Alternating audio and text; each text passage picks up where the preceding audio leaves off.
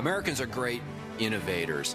We have a great history of invention, from Eli Whitney and the cotton gin, Alexander Graham Bell, the telephone, to the Wright brothers, to Thomas Edison, all the way up to operating systems and iPods and so forth. These are things. Americans also invent ideas, from our founding documents and the notion that all men are created equal.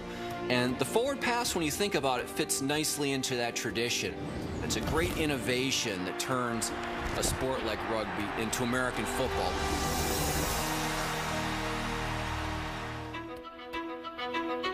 You're going to be a football player when you grow up. Today is the best day of your life.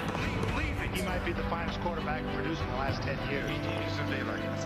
That's all I need. Fortunately for me, I didn't lose my life. I didn't lose my job. Football convinced me that life is a team game. Rest of your life, nobody can ever tell you that you couldn't do it.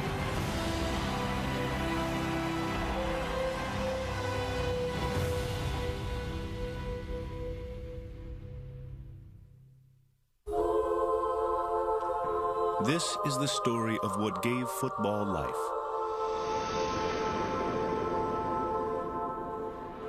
The missing link in its evolution into the world's greatest spectacle. This afternoon, we're going to play the biggest football game in the history of Western civilization.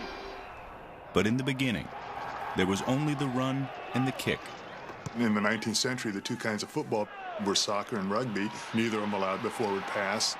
The forward pass is completely alien to the game of football. It is football, after all, not something else.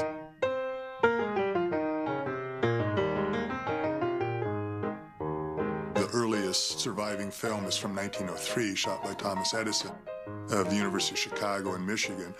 Basically, it's one line plunge after another.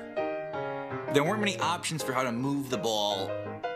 Every play kind of looks like what you would expect from like a goal line surge during a blizzard. People are just sort of hammering into each other, trying to incrementally move the ball. If you succeed, you keep going, and if you don't, you just punt. Punting seemed like half the game. Football wasn't just dull, it was deadly. And at the dawn of the 20th century, much of the country was ready to abolish it. Football had this enormous problem with violence and brutality. In 1905, football had its most fateful season ever. The important thing to know about the year 1905 is that 18 people died playing football that year. It's an amazing statistic when you think about it. 18 people died playing football.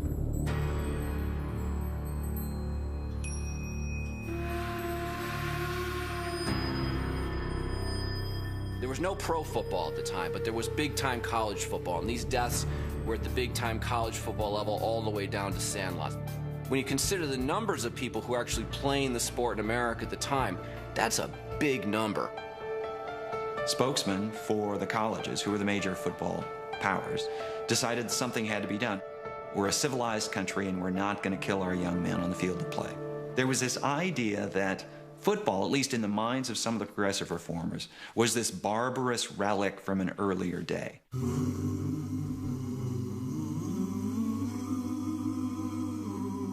Newspapers are full of these unbelievably lurid, graphic illustrations. Kind of skeleton figure holding a football in a graveyard, death as the 12th man on the field. There was this growing social, political, cultural movement that wanted to prohibit football, that wanted to outlaw this game. A number of schools actually abandoned football. Columbia, Northwestern, out on the West Coast, Stanford and Cal switched from football to rugby.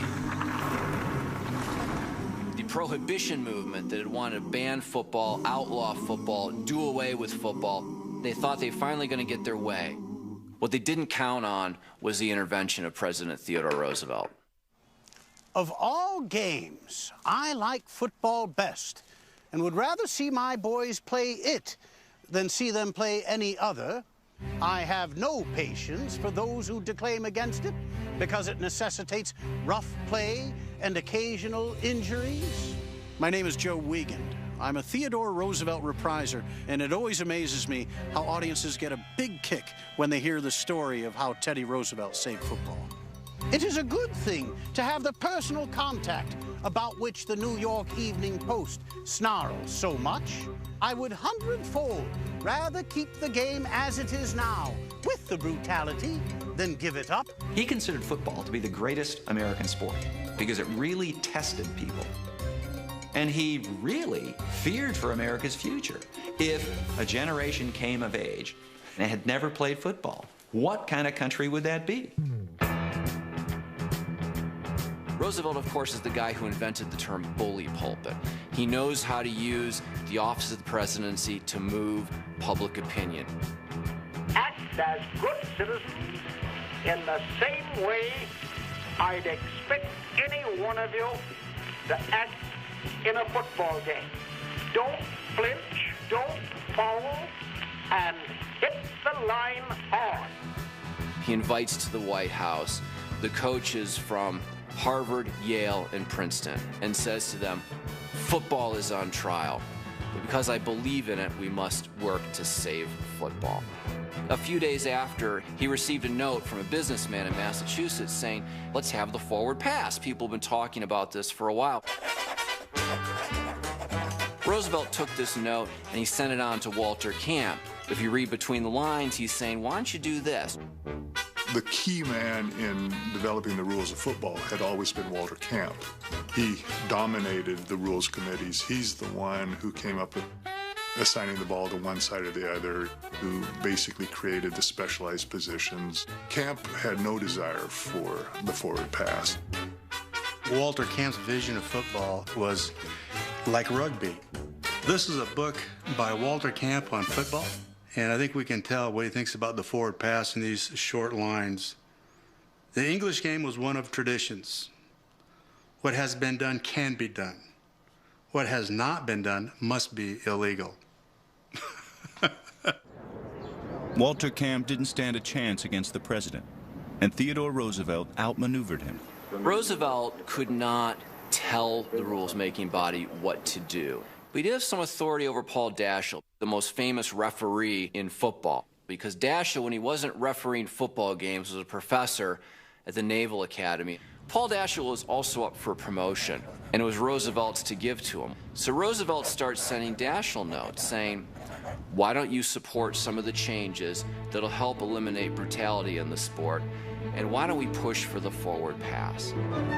Let's think about the forward pass. I'd like you to start doing this at your committee meetings.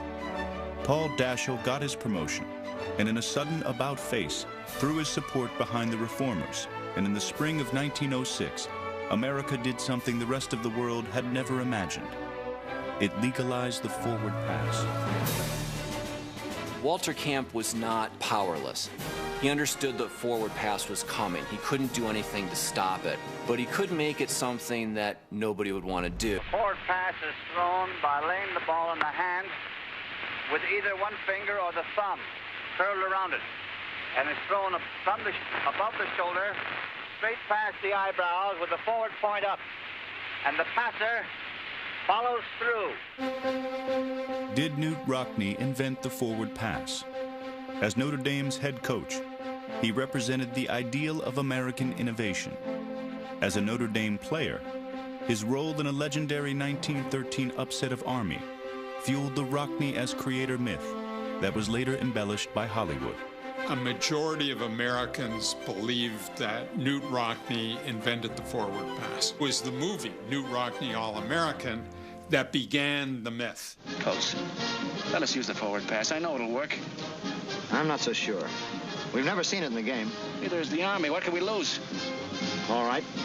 It's your idea, Rock. If you think you can put it over, go ahead. In a lot of the movie portrayals, that 1913 Army Notre Dame game, the long gray line or Newt Rockne All-American, you get the impression that this is the first time Army had seen a forward pass and the first time anybody had used a forward pass. Did you see that, sir? It's illegal.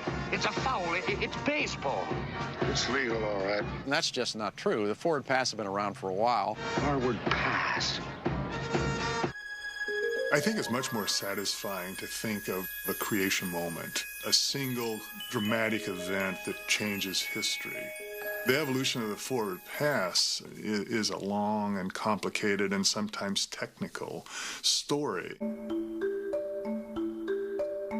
After legalization in 1906, the football life of the forward pass was governed by a restrictive set of rules and regulations that were urged by Walter Camp. There was a period where you could not score a touchdown with a forward pass. A pass that went out of bounds was turned over to the opposing team. If the ball hits the ground without anyone touching it, it goes to the defensive team. One of the problems with the forward pass was the ball was essentially a rugby ball. This is a rugby ball from 1869, and this thing is like a basketball. I mean, you could actually bounce it and probably shoot some free throws with it. Slinging footballs from earlier eras posed a challenge to a former NFL MVP. Here it is, the rugby ball. Good luck. Hey. Oh my God. Oh my goodness. There's no way. That thing is like throwing a weighted basketball with laces.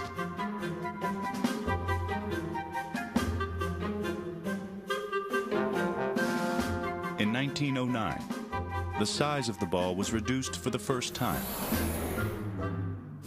This thing isn't much better than the last ball. As a matter of fact, feeling this right here, I feel like it's harder to throw because it's fatter and it's heavier. This would be like throwing, a manhole cover. Pretty impossible. Watermelon balls now, guys. I don't know where they're gonna go. I have no idea. Hey. Not pretty. Oh my God. While the ball was heavy, opposition to the forward pass was even heavier. A lot of people criticize the forward pass as somehow being a feat, being a trick, not playing the game the way gentlemen should play the game, not being willing to slug it out, a kind of coward's trick. While the Eastern establishment thought the forward pass was for sissies, a different mindset existed in the Midwest.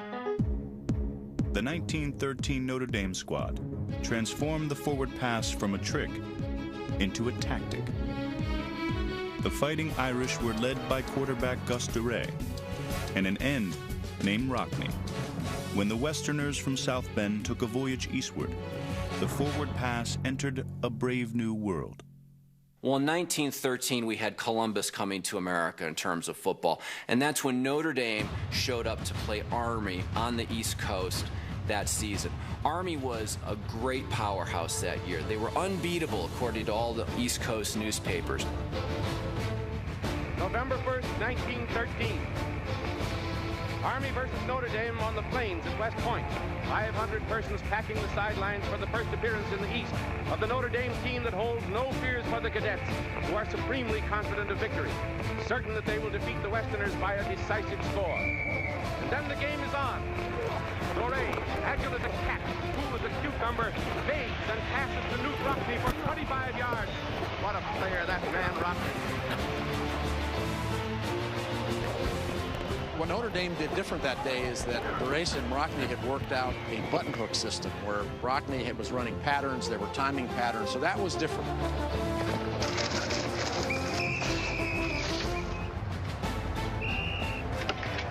Rockne, Overton. Rockne caught one of 3 touchdowns thrown by DeRay, who completed 14 passes in 17 attempts for 243 yards. In some ways, you could almost call Notre Dame the first West Coast offense with what DeRay and Rockne would do, with some of the planning they do with it. Rockne would cut back on a timing pattern with the quarterback, and nobody was doing that sort of thing, and defensive backs couldn't react to it. They didn't understand that particular pattern. Passes begin to sail through the air again, and before the cadets know what is going on, it's a great day for the Irish as the final score reads Notre Dame 35, Army 13. What happens that's really important at West Point in 1913 is not the introduction of the forward pass, but the successful exploiting of the forward pass with the New York sports writers present. The Notre Dame Army game in 1913 became a cultural touchstone. It became a part of the story of football. The idea seems to be that we need a way to sort of explain that football at one point was just guys running into each other in the middle of the field, and it became this really expansive, dynamic, exciting game. There needs to be some point where we say, this is where it began. And the 1913 game is what we've picked. Something happened never before seen in football.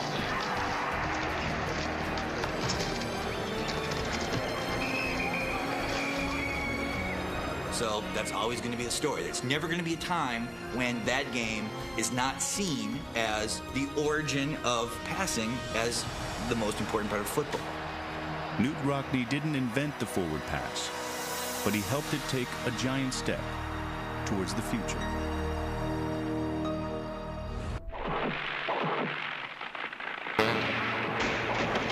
Man's early attempts at flight were not pretty. Spread your wings. Now jump. And in the 3 decades after its breakthrough at West Point, neither were attempts at the forward pass. Teams back in the Stone Age of the forward pass only attempted about 15 passes per game. Compare that to modern football, where it's about 30 attempts. There was no strategy to the forward pass. Teams literally just heaved the ball downfield and hoped their guy caught it. Danowski's back to pass again. There it goes, but it's intercepted by Brock. When you go back and read some of the coaching notes, they actually tell them to hold that football in the palm of their hand and throw it from a spot like this. The only way you can throw that football is more of a shot put. Looks more like the Statue of Liberty that does a quarterback pass in the ball. Sid Danowski, spectacular triple threat man, one of the league's best passers. There were 2 formations that dominated in the 20s and 30s. Pop Warner's single wing offense and Knute Rockne's Notre Dame box or shift. And if you have the dominant team, you'll go out and run the ball and run the ball and run the ball. The quarterback, as we know it, the All-American hero, the leader of the team, that position didn't exist. Slinging Sammy Baugh, he was still called a halfback in game programs and game reports. Sammy Baugh is again in the tailback position. He wore a running back's number 33. Sid Luckman wore number 42. When these guys started their careers, they were not what we know as quarterbacks. The quarterback, he was predominantly, in the execution of plays, a blocking back.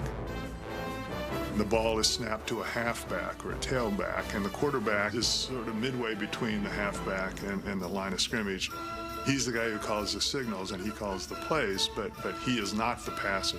Hugh McCullough, star halfback, passes to Sam Boyd. The chief passer in the single wing is the tailback or the halfback. Back in the single wing days, there was 3 things that the single wing tailback had to do. 1, kick, 2, run, and 3, pass. That guy had to be able to kick, or he really couldn't play. Drop kick was very important because of the way they scored points. The forward pass was not developed. It was 3 yards in a cloud of dust and hammered up in there. Most of the guys dropped it straight on with a locked ankle and would square toe it. It wasn't a high percentage thing, but because of the ball built the way it was a lot easier to kick than today's ball. One man liberated football from its reliance on the kick. He couldn't keep a steady job and was regarded in coaching circles as a crank. But Clark Shaughnessy was convinced his T formation could change the football world.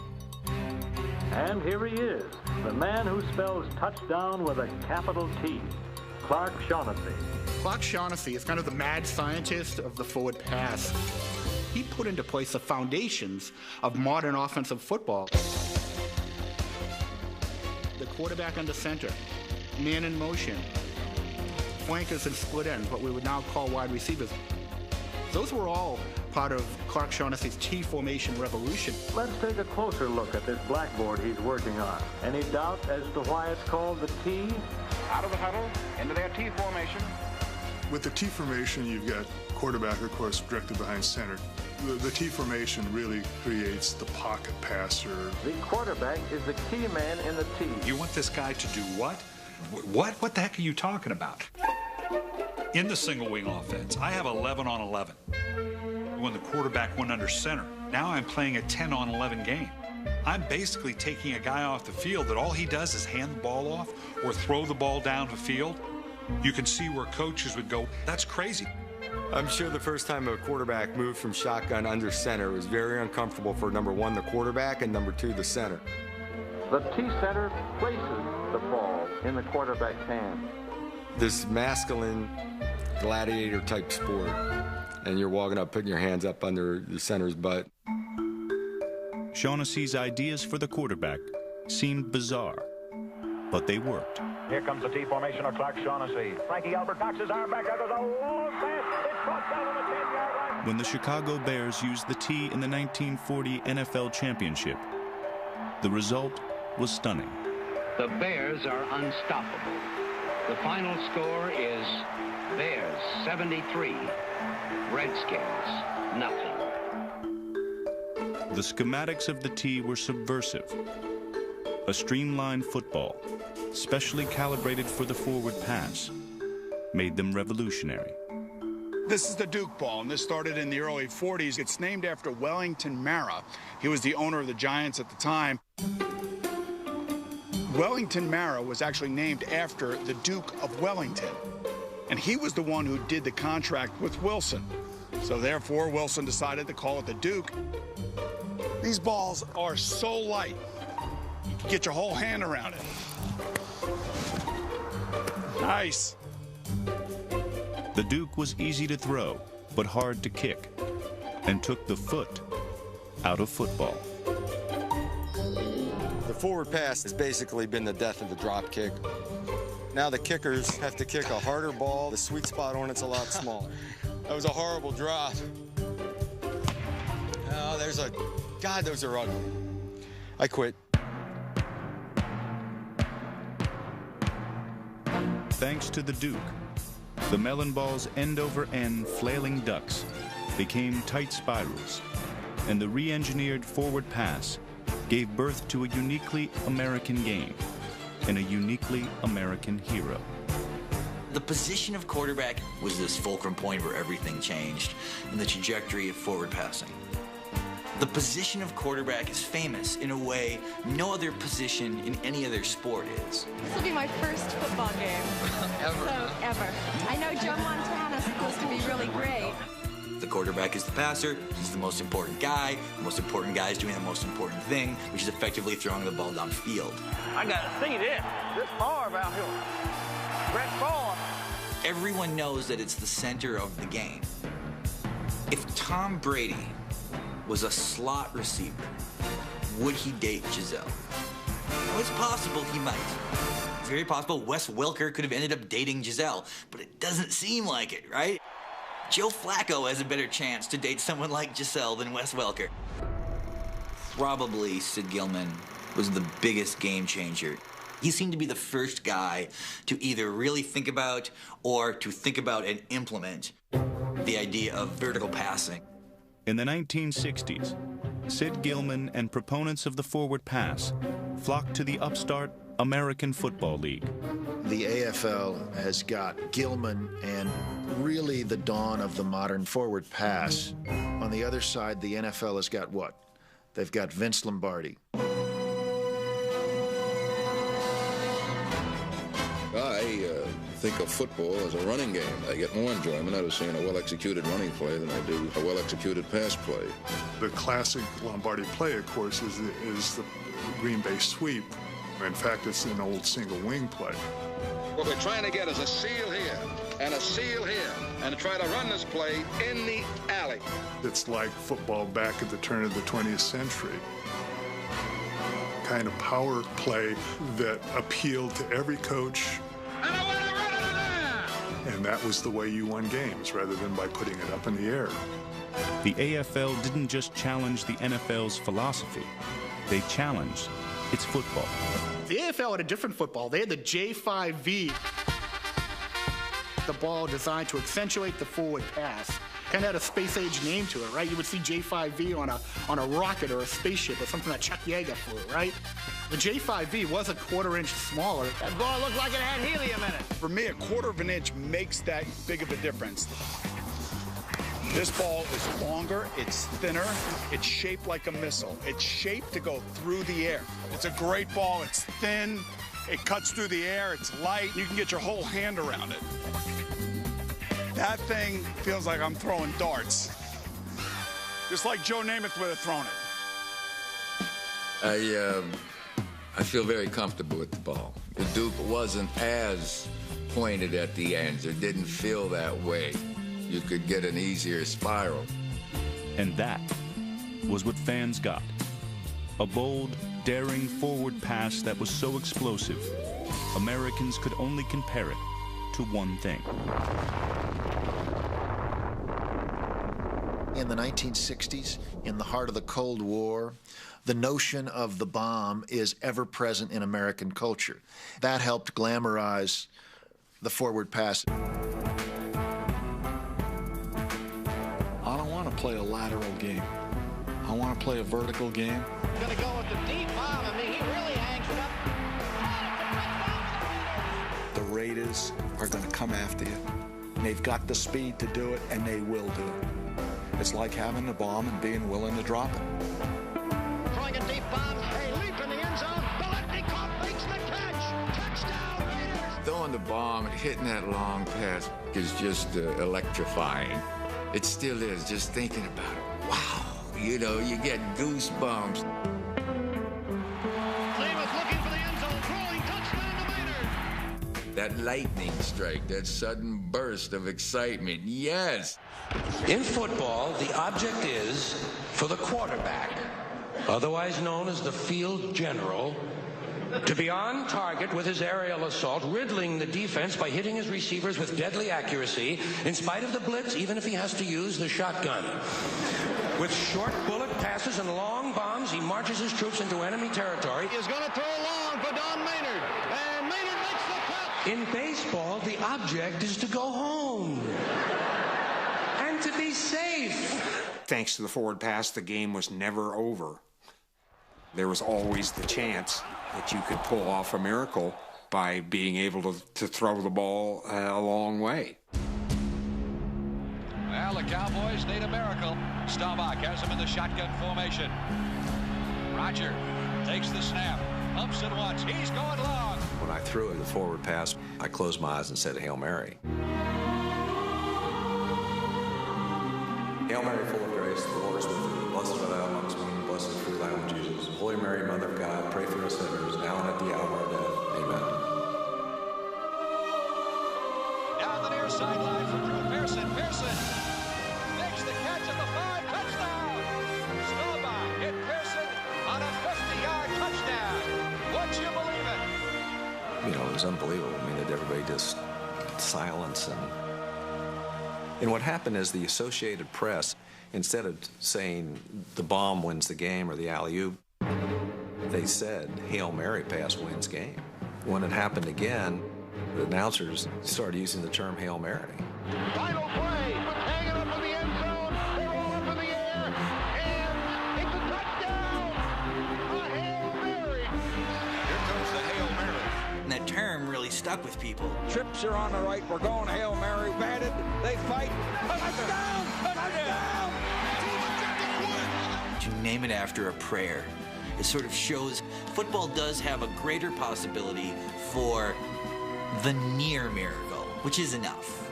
Because a near miracle is called a miracle.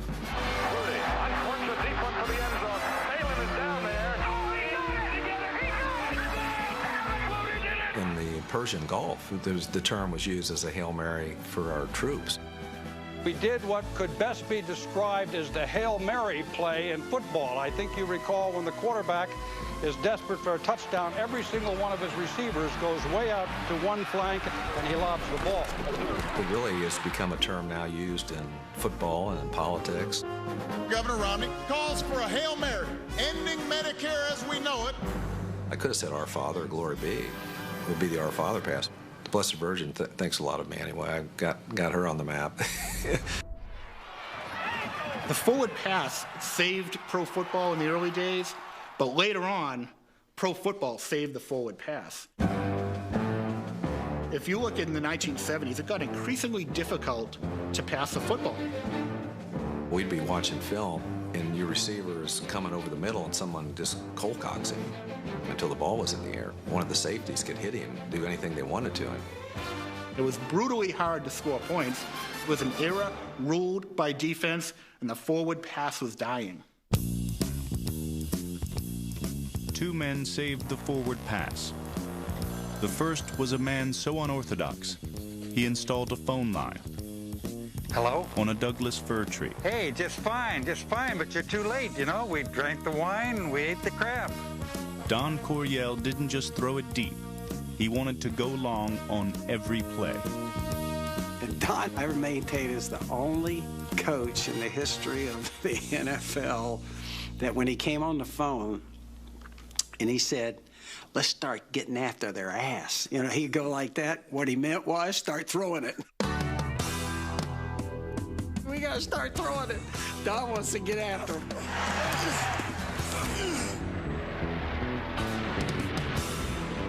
Ladies and gentlemen, on behalf of Air Coryell and your pilot, Dan Phelps, welcome to San Diego. This is the best way to win football games. Get the ball downfield and throw it. Go for the mother. Back to passes, Phelps again, throwing deep to Joyner. Touchdown, Chargers! The people that have to have the most guts are the ones that are trying something new and different.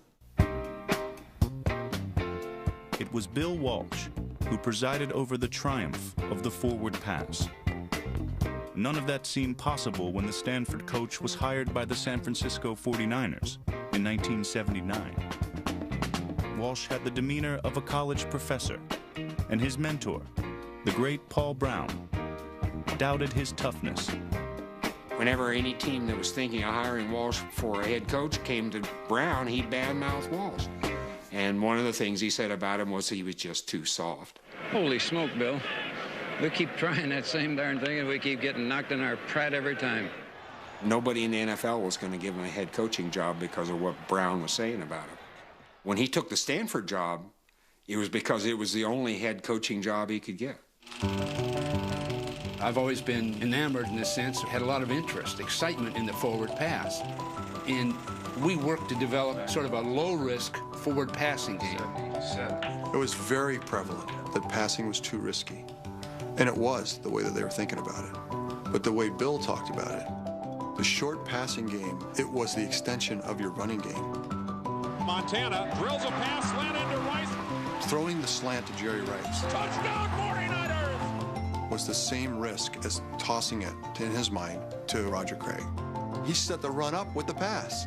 Completely opposite of what everyone had done forever. The other thing I like about this 49er team is they start out passing to establish a run. We set the run up with the pass.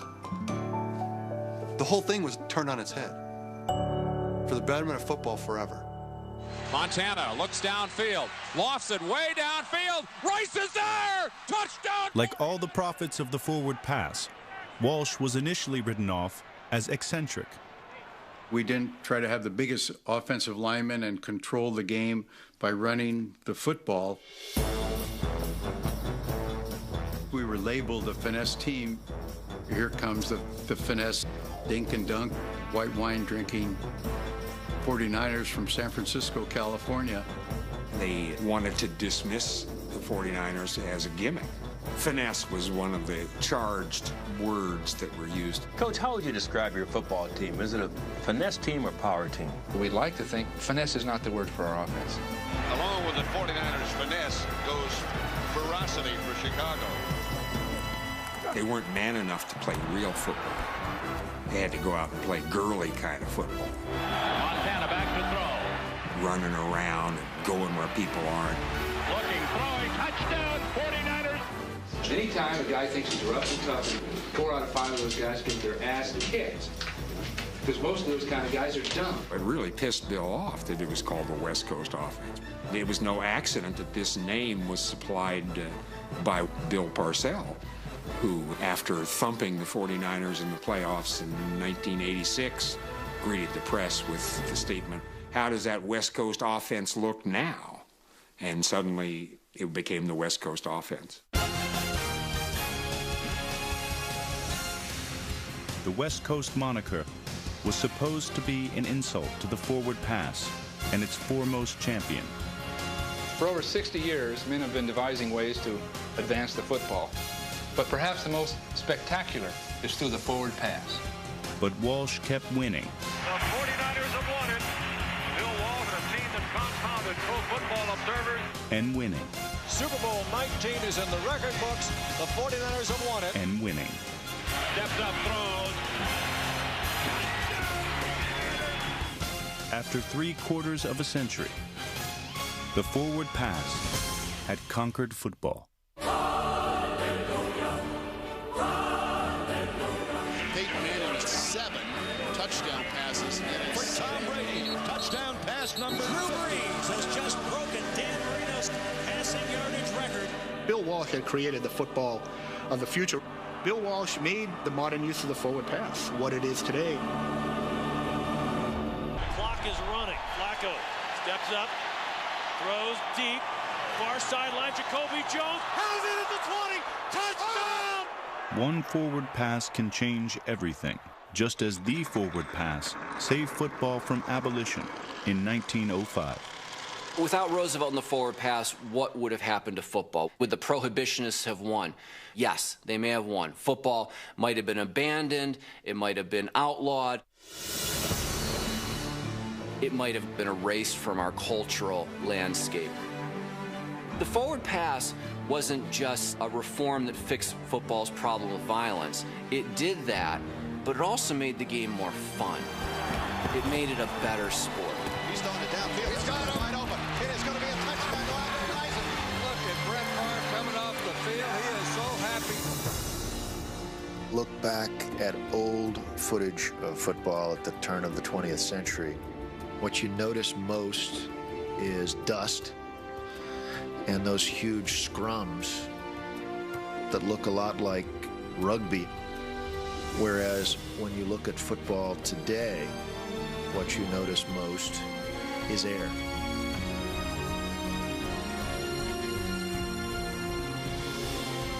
If football is on, I watch it. It doesn't matter what else is on or who's playing. I love football a lot. How much is this due to the forward pass?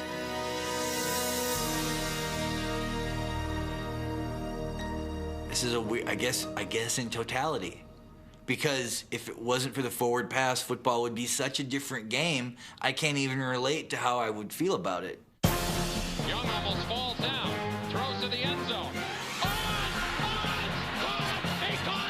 Take a look at the greatest plays of the last 50 years. It's hard to come up with anything like a comprehensive list without going back time and again to the forward pass.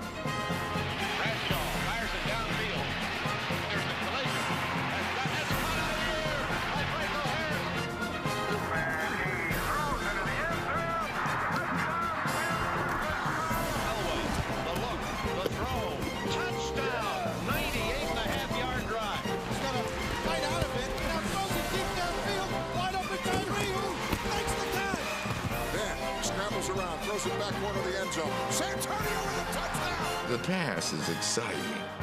You don't know what's going to happen until it comes down.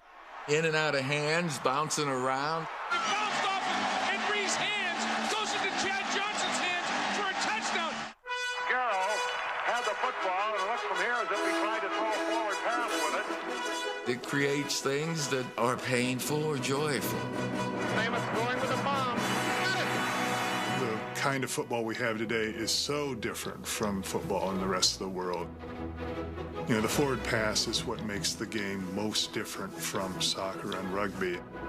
It is profoundly an American game. It is painted red, white, and blue.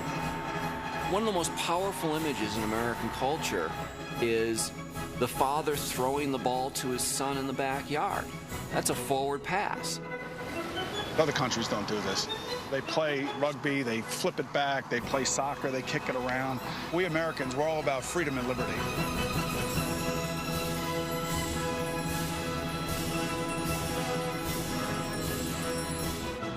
We can flip it back, we can kick it, but more importantly, we can throw it. And nobody can throw it like an American.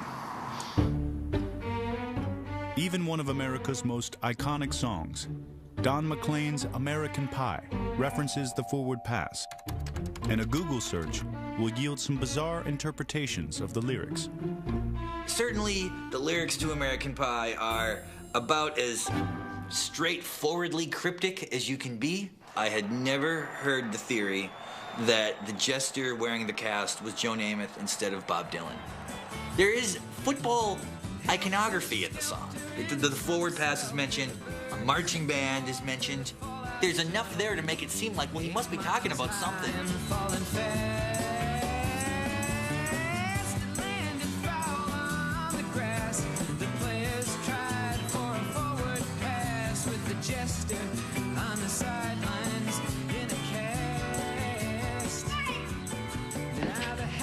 Hey, you guys. Where's Ricky Sanders? Played a marching tune. We all got up to dance. Oh, but we never got the chance. 'Cause the players tried to take the field. The marching band refused to yield. I like the idea that this whole documentary is about the idea of the forward pass, because the word forward has kind of been dropped. In the not too distant past, that was used as a way to describe what it was. When Don McLean says, like, the players tried for a forward pass, if he just said the players tried for a pass or attempted to pass, I'm not sure if people would have immediately associated that with some kind of conceptual football game. Most inventions come and go, but the great ones, like the forward pass, continually reinvent themselves. We've evolved quite a bit in the sport of football, the passing game. The way it's changed over the years, from throwing with a wind-up like a baseball pitcher, seeing Peyton Manning carrying the ball high from step one where he can get rid of it. It's joyful. Could I imagine the game of football without the forward pass? I really couldn't. I could imagine the game without running the ball. Running the ball is a waste of time. You have to have 7 good blocks to run the football. When you're throwing the ball, you can get the ball to a guy in open space. Now he's only got to make one guy miss. I am certain in my lifetime we are going to see an NFL team that doesn't run the ball. Ever. Doesn't use any running plays. We gotta make this score bigger than this. At some point, there's just going to be some sort of forward-thinking coach who's going to say, you know, I've crunched the numbers, and the value of running the ball is less than any pass play. And the guy who does this, he is going to get hammered in the media, and other coaches are going to hate him. He's going to seem like an extra crazy Mike Martz. And then they will succeed, and other people will do it. And that will really sort of be the sport of football changing 180 degrees from a game in 1905 when there was no passing to a game when that's all that there is.